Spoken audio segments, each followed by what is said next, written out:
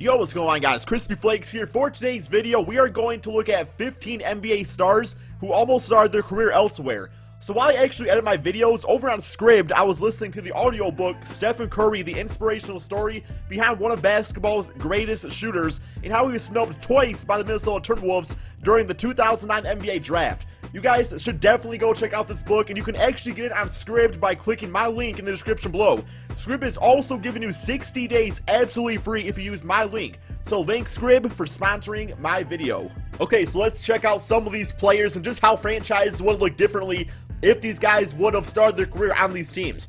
Alright, first up we have Kawhi Leonard of the Indiana Pacers. So as we all know, during this draft right here, the Pacers actually traded Kawhi Leonard to the San Antonio Spurs in exchange for George Hill. So at the time, the Spurs were like in love with George Hill. They thought he was just like fantastic and everything. And he was a good player. He really was a good player, but he was not Kawhi Leonard. Can you guys imagine a team of Kawhi Leonard and Paul George? Let me just say, LeBron James, I don't think he would have made it to as many finals as he did if Kawhi Leonard was in the Eastern Conference, or even if that didn't work out. Imagine Kawhi Leonard with Victor Oladipo and Miles Turner, like assuming that would have happened that way too. I mean, absolutely crazy. So yeah, Kawhi Leonard on the Pacers, definitely an L for the Pacers on that one. Unfortunately, it would have been interesting to see what that team would have looked like. Next up, we have LaMarcus Aldridge of the Chicago Bulls. So he was actually the second pick in the draft and was selected by the Bulls. Looks like he was traded to Portland. So yeah, man, what I think about this right here is I think about that pick and roll, pick and pop potential of MVP Derrick Rose and LaMarcus Aldridge. You have Joakim Noah at center, maybe a guy like Ben Gordon or a different shooting guard, out there, shooting up threes. And then you got the small forward, Luol Deng. That team would have been absolutely dangerous. I mean, Boozer and Joakim Noah was like nice and everything. But, when Boozer came over to the team, he was a little bit washed up at that point. So LaMarcus Aldridge would have been absolutely perfect for the Chicago Bulls. I really feel like his style of play would have just like meshed well with that whole entire offense, even his defense too. All right, next up we have, this one I did not know, Steven Adams of the Toronto Raptors. Okay, so it looks like the pick originally belonged to the Toronto Raptors. I guess they traded it to the OKC Thunder. And we all know the Raptors did take Jonas Valanciunas. So when I think of Jonas Valanciunas and Steven Adams, to me they're like polar opposites when it comes to big guys. Like Jonas Valanciunas is more like finessing out there, while Steven Adams is just like, I'm gonna freaking plow you over. So who knows how his presence would have changed the entire culture of the Toronto Raptors. With him, DeMar DeRozan, Kyle Lowry, Serge Ibaka out there, that team would have been freaking like rough to play against. At the same time, Jonas Valanciunas is still pretty solid for that team anyway, at least for the most part, as far as I know. Maybe Toronto Raptors fans have something different to say. And I just feel like Steven Adams is just a nice fan of the OKC Thunder, so this one I'm kind of okay with.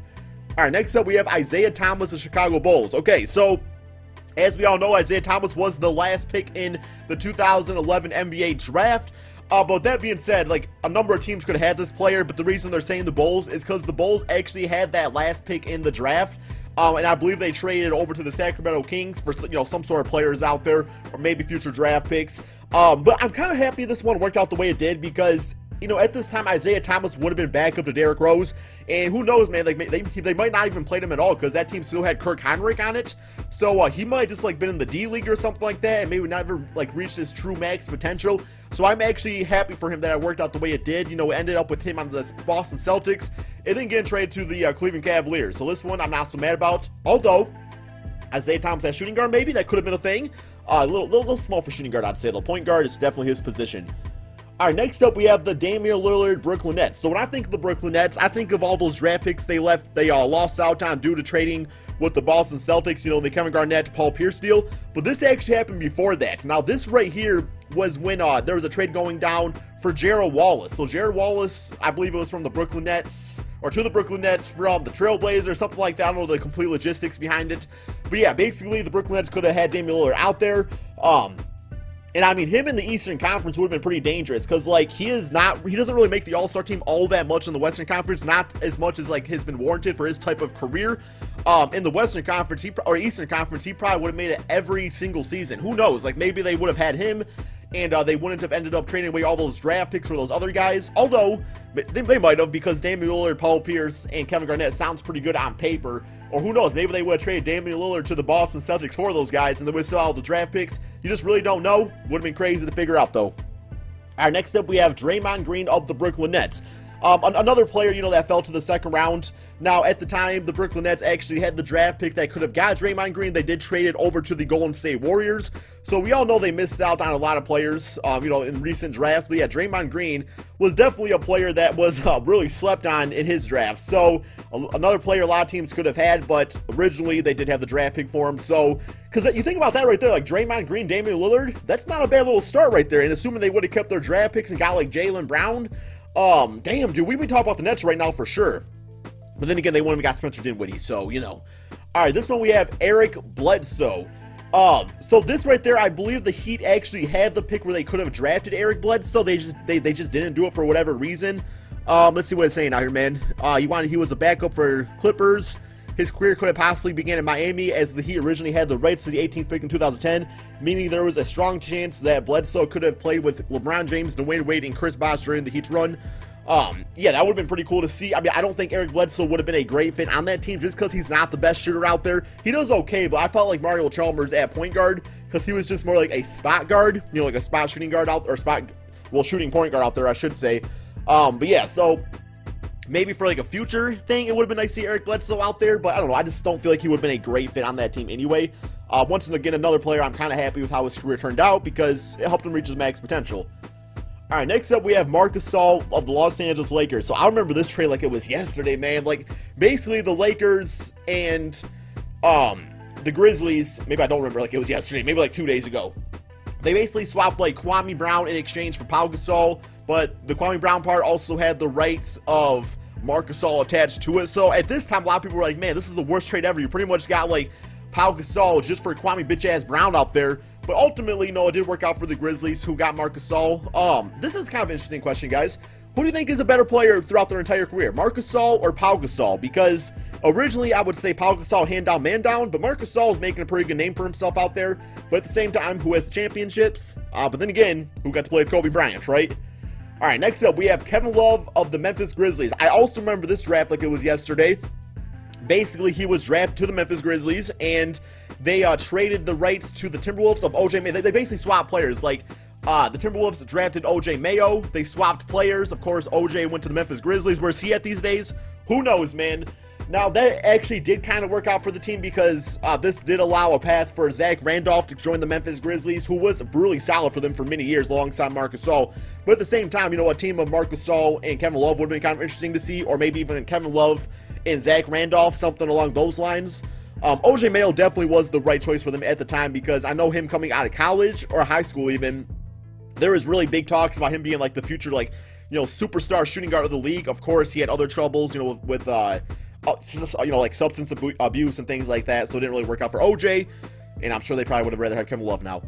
All right, next up, we have Andrew Wiggins of the Cleveland Cavaliers. Yeah, we all know this one right here. Drafted by Cleveland with, like, that top pick, and then ultimately traded to the Timberwolves in exchange for Kevin Love. I do always wonder, like, what if Andrew Wiggins would have stayed on Cleveland, because then you're looking at Andrew Wiggins, Kyrie Irving, LeBron James, you know, going back to when Kyrie was on the team, or even now, just Andrew Wiggins with LeBron James. I mean, it's not like Andrew Wiggins is exactly playing like the superstar that he was projected to be. He is a nice NBA player, a future All-Star, I'd say, but I don't know, man. I think the trade is fine with how it worked out. I really do, and I felt like it allowed Andrew Wiggins to grow more as a player and not be in the shadow of LeBron James. All right, next up we have Devin Booker of the Orlando Magic. You guys want to talk about an NBA team that is absolutely horrendous at drafting? Look no farther than the Orlando Magic. So they ended up taking Mario Hezonja when they could have had Devin Booker. Now, Hezonja at the time, like his ceiling, what I was hearing about, his ceiling as an NBA player was, okay, this is like the European version of Mario Hezonja. Kind of has a, you know, kind of one of those swaggy attitudes, gonna jack up shots and not care about it. Devin Booker was another player that was crazy slept on. Like, I know he went to Kentucky. He was only 18, definitely a very young NBA player. But now he's still very young. He's like 21. Is he 21 or 20? And, you know, getting buckets in the NBA, had a 70-point game. So, yeah, if he was on Orlando with, you know, Aaron Gordon, who knows what that team would be doing. Oh, man, yo, y'all want to talk about the finesse of the century, guys. The freaking Utah Jazz, and their, like, hold they have over the Denver Nuggets is insane. Okay, so basically, the same situation happened with Donovan Mitchell, where the Denver Nuggets originally drafted the player, they drafted Rudy Gobert, and then they traded the draft rights over to the Utah Jazz twice. And all of a sudden, that's their freaking, like, star lineup is Rudy Gobert and Donovan Mitchell. Like, that's the future of that team. Could have been on the Nuggets. Damn, can you all imagine, like, Jokic at power forward, Rudy Gobert at center, and also Donovan Mitchell at shooting guard? With Jamal Murray, maybe? That's how it would have turned out. I don't remember exactly who the trades were. Gordon Hayward of the New York Knicks. So, yeah, Gordon Hayward, he went to Butler, right? I always mess up Butler. No, yeah, it was Butler, not Xavier. He played Xavier in the NCAA championship game. Almost hit that crazy half-court shot. Yeah, at the time, people were not really expecting him to be a great NBA player. I mean, maybe a good shooter or something like that, but not really a great NBA player. So apparently he could have been on the New York Knicks, and says he would have been part of the Carmelo Anthony trade in 2011. Okay, so apparently this is just the case of they just didn't draft him. Okay, fine. Stephen Curry, like I was saying earlier in this video, guys, Timberwolves, you all snubbed this man twice. You all drafted 2 freaking bitch-ass point guards over this man. Okay, so Ricky Rubio's actually a pretty solid point guard. He's no Stephen Curry, like, he's just not. You also got Johnny Flynn. Like, I don't know, because Johnny Flynn played at Syracuse, I believe. I don't remember exactly what his college career was like. He was probably pretty solid out there, just a very big bust when it comes to the NBA game. But yeah, could add Stephen Curry, plain and simple. And number 1, we have Kyrie Irving of the Los Angeles Clippers. So at the time when this went down, you know, Cleveland was not a very good team. They were still kind of distraught of LeBron James leaving, and just not a very good team. But apparently they had the draft rights of the Los Angeles Clippers pick. I don't know what the trade was exactly, because like they were bad, but they weren't like Los Angeles Clippers bad. So yeah, they ended up having this pick. I don't know if it was a trade with like Antoine Jamison or something along those lines. But yeah, Kyrie could have been on the Clippers. Who knows? It could have worked out with being Kyrie and Blake Griffin and DeAndre Jordan. I mean, ultimately they got Chris Paul, so it's like not like a drop off there or anything like that. But yeah, guys, let me know in the comment section below, what is an NBA player your team could have absolutely had, like hand down, man down, could have had, but just made a big mistake via trade or draft? Let me know in the comment section below. Thank you guys all so much for watching, and peace out, my friends.